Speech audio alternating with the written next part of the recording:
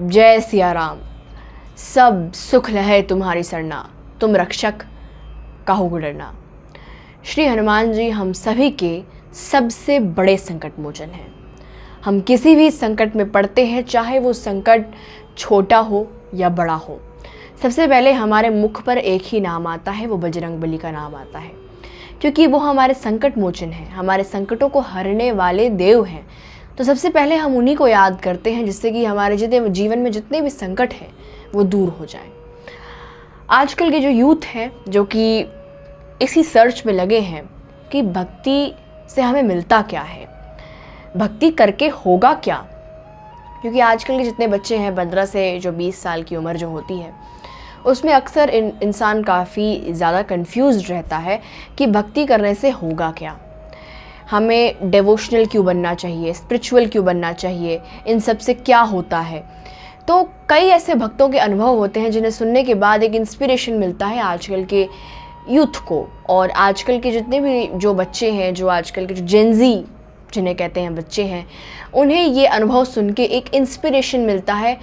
ये अनुभव उन्हें इंस्पायर करते हैं ताकि वो भक्ति की तरफ झुकाव उनका हो।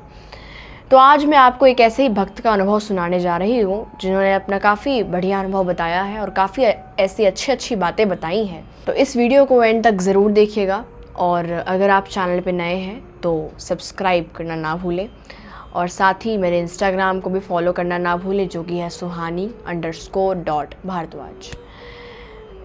जिस मंदिर का ये इंटरव्यू है, आपको अगर ये फुल इंटरव्यू सुनना है तो आप हनुमान भक्ति चैनल पे जाके इंटरव्यू सुन सकते हैं, और या तो इसका लिंक आपको डिस्क्रिप्शन बॉक्स में मिल जाएगा, आप वहाँ से जाके देख सकते हैं। तो ये मंदिर है श्री हनुमान बिड़ला मंदिर, जो कि बाबा नीप करोड़ी जी का आश्रम है, और ये दिल्ली में अवस्थित है। यहाँ पे एक इंटरव्यू के दौरान जब मेरे पिताजी और मेरा जाना हुआ था इस मंदिर में, तो वहाँ पे इंटरव्यू के दौरान एक भक्त थे जिनका नाम था पंकज चौबे जी। उन्होंने अपना अनुभव बताया। उन्होंने कहा कि जब हम भक्ति कर रहे हों तो हमारे ईश्वर के प्रति लगन, ईश्वर के प्रति जो हमारा प्रेम है वो नहीं टूटना चाहिए। क्योंकि जब भी आजकल के जितने भी लोग हैं, क्योंकि सब लोग यही कहते हैं कि आजकल की ज़िंदगी बड़ी भागम भाग वाली है, कोई ऑफिस जा रहा है, कोई स्कूल जा रहा है, कोई कॉलेज जा रहा है, तो किसी के पास कुछ भी समय नहीं है, थोड़ा सा भी समय नहीं है कि वो भक्ति में अपना ध्यान लगा पाए। आजकल कोई भी उतना मेडिटेशन, कोई भी उतना स्पिरिचुअलिटी में नहीं है जितना, क्योंकि आजकल के लोग पैसे कमाने में काफ़ी ज़्यादा व्यस्त हैं।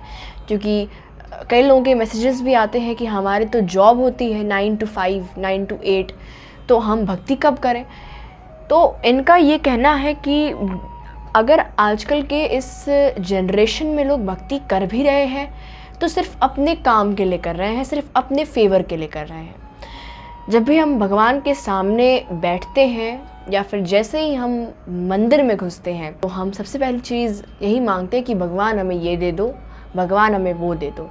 हम भगवान से सिर्फ अपनी मुरादें पूरी करवाने के लिए जाते हैं। आजकल आप किसी से भी पूछ लीजिए कि आप भक्ति क्यों कर रहे हैं, तो उनकी कोई ना कोई ऐसी विशेष मनोकामना होती है, कोई ना कोई ऐसी विशेष उनकी मुरादें होती हैं जो वो पूरी करवाना चाहते हैं ईश्वर से, और फिर वो उनकी भक्ति करते हैं सिर्फ उसके लिए। और अब रही बात कि जिन लोगों की मुरादें पूरी भी हो जाती हैं, भगवान उनकी इच्छाओं को पूरा कर देते हैं, तो वो भक्त फिर भक्ति नहीं करते, क्योंकि उनकी मनोकामना पूरी हो चुकी है, तो फिर वो भक्ति क्यों करें। अब जिन लोगों की मुरादें पूरी नहीं होती, जिन लोगों की मनोकामनाएं पूरी नहीं होती, ईश्वर उनकी मनोकामना पूर्ण नहीं करते, तो फिर वो भक्ति को बुरा भला कहने लग जाते हैं कि भक्ति तो ऐसी है, भक्ति तो वैसी है, बहुत कर लिया, कुछ नहीं मिला। तो इस तरीके से नहीं होगा। उन्होंने बताया कि आपको प्रेम के साथ भक्ति करना पड़ेगा। मेरे पिताजी एक संत का इंटरव्यू ले रहे थे, तो उनसे मेरे सुनने में आया था, जब भी आप भक्ति कर रहे हो, जब भी आप कृष्ण की भक्ति कर रहे हो, तो आपको कृष्ण बनकर कृष्ण के लिए कृष्ण का नाम जाप करना होगा। मतलब आप समझ सकते हैं कि इस चीज़ को उन संत ने किस तरह से समझाया कि जब भी आप भक्ति करने बैठें तो कृष्ण बनकर कृष्ण के लिए कृष्ण का नाम जप करिए। क्योंकि अगर आपके अंदर स्वार्थ होगा, क्योंकि जब आप नाम जप कर रहे होते हैं तो आपके अंदर एक तरह का स्वार्थ आ जाता है और आप सारे टाइम में ही सोचते रहते हैं कि राम राम मेरी नौकरी लगवा दो, राम राम मेरे घर में कलेश हो रहा है, कलेश दूर करवा दो, राम राम मेरे बच्चे पढ़ाई में अच्छे नहीं हैं उनको अच्छा कर दो, राम राम मेरे घर में पैसों की तंगी है वो ठीक कर दो। तो जब आपके हर एक राम नाम में अपना ही स्वार्थ निकलता जा रहा है तो फिर वो किस प्रकार की भक्ति हुई? वो तो पूरे तरह से स्वार्थ की भक्ति हो गई।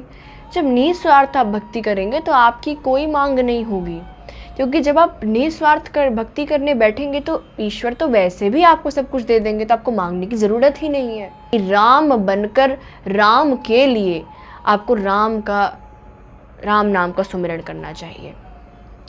अगर आपके अंदर ईगो हो और तब आप भक्ति कर रहे हो तब तो उस भक्ति का कोई फ़ायदा ही नहीं है, क्योंकि आजकल का जो यूथ है वो ईगो के साथ ही पूजा कर रहा है।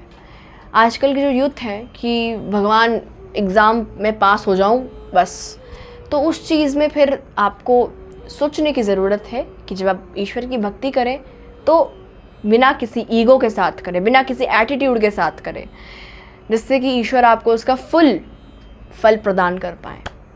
तो जब भी आप भक्ति करें तो ईश्वर बनकर ईश्वर के लिए और ईश्वर का सुमिरन आपको करना चाहिए। इस तरह से हमें भक्ति का फुल फल प्राप्त होता है, पूर्ण फल प्राप्त होता है और आपकी जो भी मनोकामना है वो सब पूर्ण होती है। और ये गारंटीड है, ये 100% ये बात सत्य है। जय सिया राम।